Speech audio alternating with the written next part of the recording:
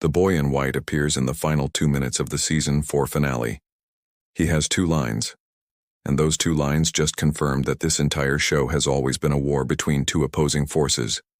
How many times have the man in yellow and the boy in white fought this exact battle? Why is the boy in white finally aging after looking the same for what the show implies has been centuries? And what does "you're gonna lose this time" reveal about every cycle that came before this one? Let's break down what the finale actually confirmed and what it means heading into the final season. Before we get into it, if you're new to the channel, I'd really appreciate it if you'd consider subscribing. We track every confirmed detail from the moment it drops, and with the final season building, there's never been a better time to stay close. Okay, let's start with the moment that changed everything, because it lasts less than 2 minutes and it's the most information the show has given us about the nature of this town in 4 seasons.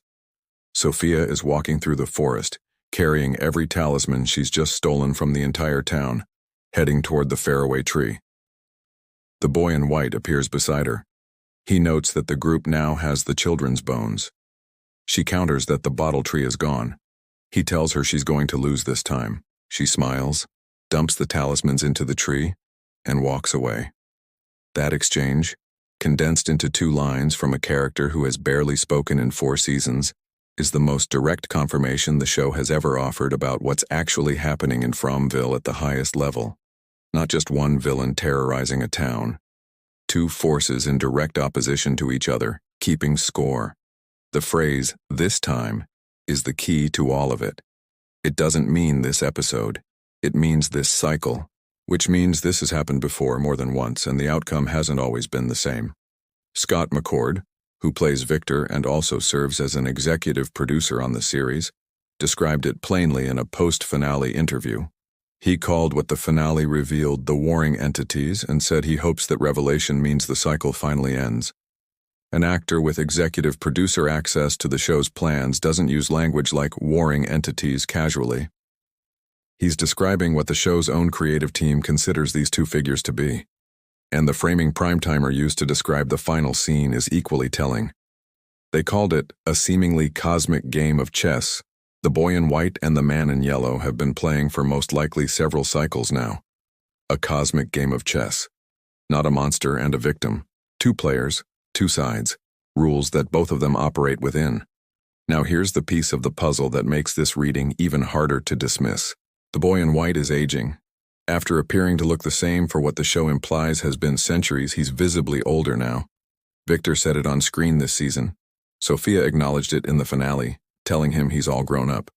And when Collider asked creator John Griffin directly whether that aging is intentional and connected to what's happening in the town, he confirmed that yes, the aging is absolutely connected to the current group of characters in Fromville.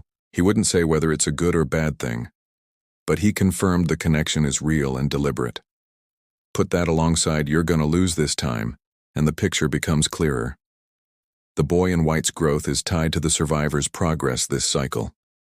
When Tabitha escaped the town, when Victor finally remembered what he buried, when Jade and Tabitha retrieved the bones, each act of remembering, each step toward the truth, seems to be feeding something in him, making him more, which makes him the opposite of what the man in yellow is.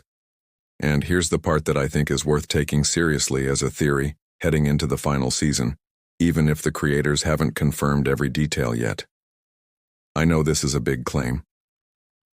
So let me walk through why the evidence actually supports it rather than just saying it and moving on. The man in yellow can take any form, as long as it's the body of someone who's already died in the town. His power is borrowed from the town's own dead. He thrives on suffering. A detail showrunner Jeff Pinkner has confirmed in interviews. He brings people into the town specifically to break them, and he's been doing it across multiple cycles. That's the profile of something that feeds on what it creates. A force that needs the cycle to continue, because the cycle is what sustains it. The boy in white, by contrast, can only offer subtle guidance to the very few people who can perceive him. He can't transform. He can't infiltrate. He operates at the margins through Victor, through Tabitha, through cryptic nudges that have to be interpreted correctly before they can actually help anyone. His power is limited in exactly the ways the man in yellow's isn't, which means if you're looking for 2 figures who represent fundamentally opposed principles, One that perpetuates the cycle and one that's trying to break it. These are them. One thrives on forgetting and suffering. One grows stronger every time someone in this town remembers something true. Whether the show labels them as gods or cosmic forces or something else entirely, the functional dynamic is the same. A game between two players. And for the first time in this show's history, one of those players just told the other player, to her face, that she's going to lose. The boy in white has never done that before. He's never spoken directly to the man in yellow as an equal in this conversation. The fact that he does it now, in the final 2 minutes of the penultimate season, suggests the show is finally ready to stop treating that war as a background mystery and start making it the foreground of the story, which brings us to what Season 5 has to answer. MovieWeb, in their post-finale coverage, listed, "What is the true nature of the man in yellow and the boy in white?" as one of the biggest unanswered questions heading into the final chapter. That's not a minor loose end. That's the central architecture of the show.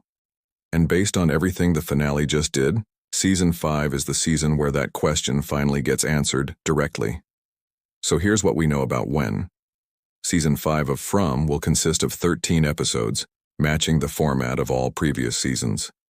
Production is scheduled to begin later this year in Halifax, Nova Scotia, where the show has filmed since its premiere on February 20th, 2022. No exact date has been set, but the expected window is sometime in 2027.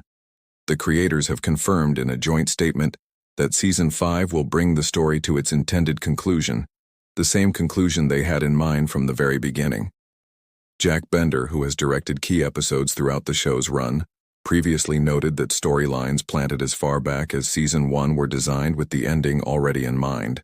And creators John Griffin and Jeff Pinkner separately confirmed that the ending will be the one they always intended, even if the path to get there has evolved across 4 seasons. From remains the most watched series in MGM Plus history, and it's heading into its final chapter carrying a 97% critic score on Rotten Tomatoes. So tell me what you think. Is the man in yellow and the boy in white dynamic the show's most underexplored storyline, or has it always been hiding in plain sight? Drop your read on it in the comments. I want to see what you think the final season is going to do with these two. And if you want every update the moment Season 5 news drops, go ahead and subscribe. I'd really appreciate having you here for the final chapter. See you when the next piece of the puzzle lands.